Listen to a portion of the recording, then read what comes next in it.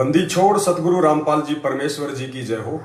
परमपिता परमेश्वर सारी सृष्टि के रचनहार, कुल मालिक, असंख्य ब्रह्मांडों के रचयिता, जगत गुरु, तत्वदर्शी, संत शिरोमणि सतगुरु रामपाल जी भगवान के चरण कमल में मुझ पवन दास का कोटि कोटि दंडवत प्रणाम।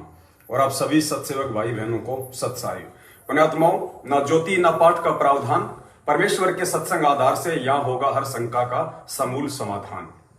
और लाइव शंका समाधान के 6 बजे के इस एपिसोड में आप सभी भाई बहनों का स्वागत है। और आज की जो शंका है, ये शंका ज्यादातर उन भगत भाई बहनों की है जिन्होंने सतलोक आश्रम मैनेजमेंट हरियाणा वालों के फर्जी नामदान केंद्रों से ऑनलाइन दीक्षा ली है, चाहे देश में हो चाहे विदेश में हो। और उनकी सबसे बड़ी शंका यह है कि भगत जी, जब हमें ऑनलाइन नाम दीक्षा दी गई तब हमारे को जो मंत्र हैं वो अच्छे से सुनाई नहीं दिए और हमें उस विधि का सही तरीके से नहीं पता है जिस विधि से ये मंत्र जाप करना होता है। उसके बाद हमने सतलोक आश्रम मैनेजमेंट हरियाणा वालों के नंबर पर भी हमने संपर्क किया, लेकिन उन लोगों ने हमारे को संतुष्टिपूर्ण कोई भी जवाब नहीं दिया।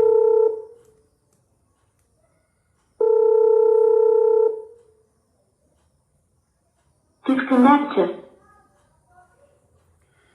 तो उन्होंने कहा कि हमारे को संतुष्टिपूर्ण कोई भी जवाब उन्होंने नहीं दिया। तो पुण्यात्माओं, ये ज्ञान आधार की भक्ति है और परमपिता परमेश्वर के ज्ञान को ही अंततः आधार बना के हम अपने जन्म और मरण का जो रोग है उससे मुक्ति पा सकते हैं। ये देखा देखी का मार्ग नहीं है। सबसे पहली बात तो जितने भी फर्जी नामदान केंद्र हैं ये पूज्य गुरुदेव जी के आदेश से नहीं है। सतलोक आश्रम मैनेजमेंट हरियाणा अर्थात पूज्य गुरुदेव जी के कलयुगी परिवार, भाई बंधु, बेटा, रिश्तेदार, जमाई, इन सभी लोगों ने धर्म को धंधा बनाते हुए अपने मनमुखी रूप से ये दुकानें गांव गांव, देश देश, नगर नगर में राशन की तरह खोल रखी हैं। और उसके बाद जिन जिन भाई बहनों ने यहाँ से नाम दीक्षा ली है ऑनलाइन, उनकी सबसे बड़ी शंका यह है कि हमें वो नाम समझ में नहीं आया। पुण्यात्माओं, जिन्होंने ऑनलाइन नाम दीक्षा ली है और जिनको सतगुरुदेव जी के मुख कमल से, मोबाइल से या डीवीडी से जैसे भी ऑनलाइन दीक्षा मिली है और जिनको समझ में नहीं आया, उन भाई बहनों को तो उस मंत्र का बिल्कुल भी जाप नहीं करना है। क्योंकि जब आपको सतगुरुदेव जी से दीक्षा ही नहीं मिली, जब आपको उनके द्वारा जो मंत्र सुनाए गए थे ऑनलाइन, जब आपको वो मंत्र ही समझ में नहीं आए, जब आपको जाप की विधि का ही नहीं पता है, तो हम भी आपको उस जाप की विधि नहीं बता सकते हैं जितना बताने के लिए सतगुरुदेव जी ने हमें निर्देशित किया है। लेकिन वो तमाम भगत भाई बहन जो इन फर्जी नामदान केंद्रों पे जा के नाम दीक्षा ले चुके हैं या काफी समय पहले जो नाम दीक्षा ले चुके हैं और किसी कारण उनको भूल पड़ गई है प्रथम नाम दीक्षा के मंत्र जाप करने में कि कौन सा मंत्र जो है कब जाप करना है और जाप करने की विधि क्या है, या जैसे बहुत सारे भगत भाई बहनों की शंका है सतनाम को लेके कि भगत जी सतनाम के अंदर 2 मंत्र हैं, बाहर कौन सा मंत्र छोड़ना है, अंदर कौन सा मंत्र लेना है। तो पुण्यात्मा, उसकी परमपिता परमेश्वर ने हमारे को अपने सत्संगों में एक विधि बताई है। यदि आपको इस तरह की कोई समस्या है, यदि आप प्रथम मंत्र को भूल चुके हैं या आपको अभी अच्छे से ध्यान नहीं है कि मुझे उन मंत्रों का जाप किस प्रकार से करना है और सतनाम के जो मंत्र हैं उनमें पहले कौन सा छोड़ना है, बाद में कौन सा लेना है, तो आपको किसी भी फर्जी नामदान केंद्र पे जाने की आवश्यकता नहीं है ये सब बातें जानने के लिए। उसके लिए परमात्मा ने सत्संगों में हमारे को आदेशित किया हुआ है। तो आपको पूज्य गुरुदेव जी का वो सत्संग दास सुनाएगा, उसके बाद आपकी शंका का समूल नाश हो जाएगा और आज के बाद आप इन छोटी छोटी बातों के लिए किसी भी फर्जी नामदान केंद्र पे नहीं जाएंगे। पुण्यात्माओं, ऐसी स्थिति में परमात्मा ने हमें बताया कि वैसे तो इस भक्ति मार्ग का डॉक्टर केवल ये संत रामपाल दास है, पूज्य गुरुदेव जी ने अपनी ओर इशारा करते हुए बताया। लेकिन उसके बाद परमात्मा ने बताया ऐसी किसी भी स्थिति में यदि किसी को भूल पड़ जाए कि जो प्रथम नाम है वो कैसे जाप किया जाए, जो सतनाम है उसका कैसे जाप किया जाए, तो उसके लिए परमात्मा ने हम सभी भगत भाई बहनों को आदेशित किया हुआ है। हम एक दूसरे भगत भाई बहन को ये बातें हम उनको बता सकते हैं, लेकिन बताने की जो विधि है वो डायरेक्ट वे में नहीं है। आप उस भगत भाई बहन को डायरेक्ट नहीं बता सकते कि भगत जी ये है वो मंत्र और इस प्रकार से जाप करो, या सतनाम के भगत जी ये 2 मंत्र हैं और ये मंत्र ऐसे करना है और उस मंत्र को ऐसे लेना है, ऐसे नहीं बताना। उसकी विधि हमें गुरुदेव ने बताई है जो अभी आप इस सत्संग में सुनने वाले हैं।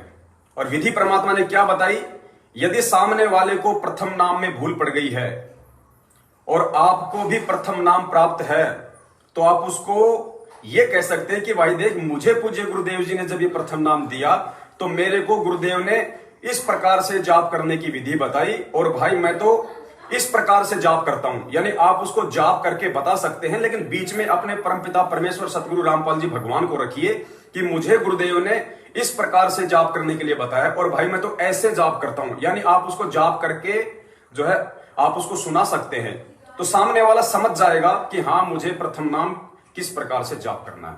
दूसरा, सतनाम कौन सा मंत्र है, किस मंत्र को कैसे जाप करना है, तो सेम टू सेम यही विधि। यदि सामने वाले को सतनाम मिला हुआ है और यदि उसको भूल पड़ गई है और आपको भी सतनाम प्राप्त है, तो आप कोई भी भगत भाई बहन यदि आपसे कोई इस प्रकार की शंका जाहिर करता है तो निसंकोच आप उनको ये बातें बता सकते हैं, लेकिन बीच में अपने पूज्य गुरुदेव जी को रखिए कि भैया मुझे गुरुदेव ने जब सतनाम दिया तो मुझे इस प्रकार से दिया था और मैं तो भैया इस विधि से जाप करता हूं। यानी आप उसको जाप करके बता सकते हैं कि मैं कौन सा मंत्र बाहर छोड़ता हूं, कौन सा मंत्र मैं श्वास के साथ में अंदर लेता हूं, तो सामने वाला समझ जाएगा कि हाँ, मुझे सतनाम मंत्र को किस प्रकार से जाप करना है। पुण्यात्माओं, ज्यादातर भगत भाई बहन इसी समस्या के चलते इन फर्जी नामदान केंद्रों पे जाते हैं, फालतू में पैसे से लुटते हैं और अपना समय बर्बाद करते हैं। तो सुनिए अब आप जी पूज्य गुरुदेव जी के मुख कमल से, उसके बाद आपको इस प्रकार की किसी भी समस्या के लिए कहीं भी भ्रमने और भटकने की आवश्यकता नहीं पड़ेगी।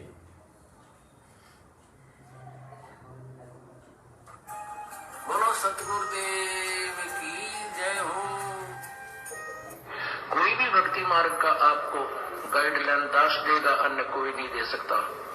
आप जी ये भी नहीं कह सकते, किसी कोई पूछता आपसे कि सुमन कैसे करूं मैं दूसरे मंत्र का, सतनाम का, सारनाम का, तो आपने जिक्र करना ही नहीं है किसी के सामने।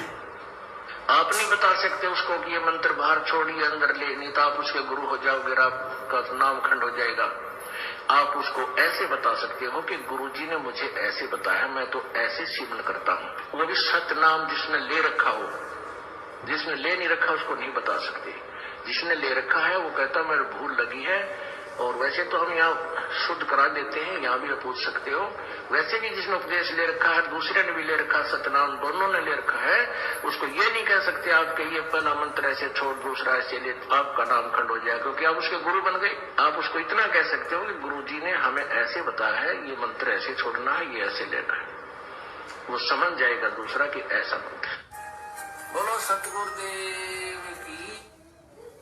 तो पुण्यात्माओं, उम्मीद करता हूं आप जी की इस शंका का समाधान हो गया होगा और इस प्रकार की छोटी छोटी बातों के लिए, गुरुदेव के सत्संग ना सुन पाने के चलते जो आपके अंदर पैदा हो जाती है, उन समस्याओं के लिए आप जी सतलोक आश्रम मैनेजमेंट हरियाणा वालों के फर्जी नाम दान केंद्रों पे जाके अपने पैसे और सवासों से नहीं लुटेंगे।